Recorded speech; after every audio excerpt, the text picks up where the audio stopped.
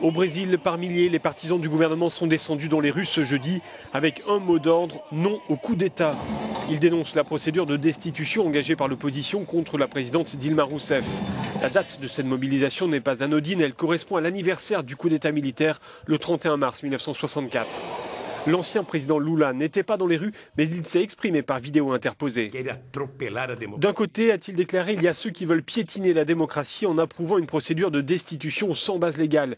Une destitution sans base légale, cela s'appelle un coup d'État. De l'autre, il y a ceux qui croient en la démocratie et qui la défendent corps et âme. J'ai été un prisonnier politique durant la dictature, raconte ce manifestant. Je me suis échappé et je me suis caché dans une église. On ne veut plus avoir à vivre ça. Ceux qui veulent la destitution de Dilma Rousseff devraient se souvenir que c'est parce qu'on s'est battu hier qu'ils disposent aujourd'hui de la liberté d'expression.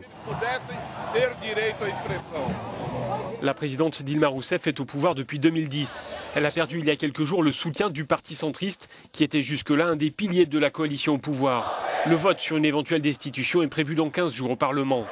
En toile de fond de cette crise politique, il y a un vaste scandale de corruption qui éclabousse une grande partie de la classe politique.